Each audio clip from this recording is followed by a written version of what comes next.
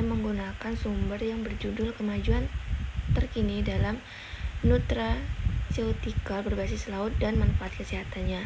Tingginya keanekaragaman dan dinamika ekosistem laut menjadikan reservoir ideal untuk identifikasi molekul baru dan pengembangan nutraceutika laut.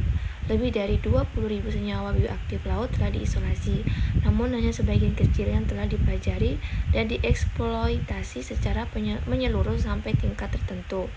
Ekosistem laut telah mendapat gelar peti obat alami milenium baru dan menjadi pasar penting di seluruh dunia. Kekuatan nutraceutikal alami terletak pada kemampuannya untuk meningkatkan kualitas hidup, mencegah atau bahkan mengobati beberapa kondisi tanpa efek samping yang merugikan.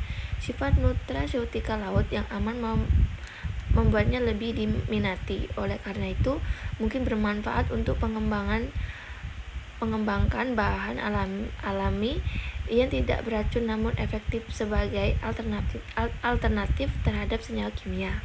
Banyak organisme laut termasuk ikan, krustasea, alga, moluska, spons, Actinomycetes, jamur, dan mikroorganisme telah dieksploitasi sebagai sumber komponen alami. Gelatin dari sumber laut. Gelatin bukanlah protein alami, namun ini adalah salah satu biopolimer paling serbaguna. Protein hewani yang diperoleh melalui denaturasi termal dengan hidrolisis parsial asam atau basa atau hidrolisis enzimatik kolagen. Gelatin yang berasal dari laut terutama terdiri dari protein kasar, uap, air, dan abu dengan beberapa karbohidrat. Sifatnya berbeda dengan sumber hewani yang telah banyak digunakan dalam industri makanan dan farmasi, namun juga untuk tujuan pengobatan. Gelatin laut memenuhi banyak kekhawatiran mereka. Keadaan cair kental dari gelatin laut pada suhu kamar merupakan manfaat sekaligus masalah. Kapasitas penyerapan yang baik, kelangsungan hidup produk pencernaan enzimatik di saluran pencernaan, meningkatkan daya cerna, dan sifat membentuk film yang baik adalah sifat fungsional yang paling banyak. Keunggulan gelatin laut dalam beberapa aplikasi, khususnya dalam aplikasi biomedis dan penggunaan makanan. Sifat fungsional gelatin seperti kemampuan pembentuk gel, pembentuk busa, menstabilkan atau mengemulsi penentuan kesesuaiannya untuk banyak aplikasi dalam produk pangan secara langsung atau sebagai bahan pelapis makanan dan komponen aktif dalam bahan pengemas.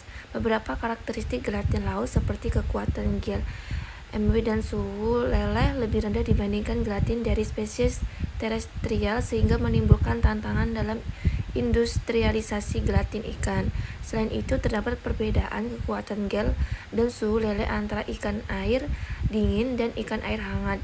Dengan gelatin dari ikan air hangat lebih mirip dengan gelatin sapi atau babi. Kekuatan gel gelatin asal laut berkisar antara 98 hingga 600 gram. Gabungan sifat gelatin tertentu menentukan potensi penerapannya. Gelatin yang berasal dari laut dengan titik leleh lebih rendah memiliki beberapa keunggulan dalam aplikasi makanan. Mereka dapat digunakan untuk mikroenkapsulasi pewarna, meningkatkan sifat sensorik makanan rendah lemak atau perasa sebagai pengemulsi makanan, stabil, dan bahan pembusa. Gelatin dapat dimodifikasi menggunakan transglutaminase untuk meningkatkan elastisitas gelatin dan kohesif gel serta menyediakan gel non-termoreversible dengan kekuatan gel yang lebih rendah. Selanjutnya, jika dihidrolisis dengan papain, gelatin ikan dapat bertindak sebagai agen antimikroba yang kuat. Kekuatan gel gelatin dapat ditingkatkan dengan menggunakan non-elektrolit seperti gliserol, sorbitol, dan sukrosa. Sedangkan kekuatan gel dan titik leleh gelatin ikan dapat ditingkatkan dengan menambahkan KO enhancer seperti Mg, sulfat, sukrosa, dan transglutaminase.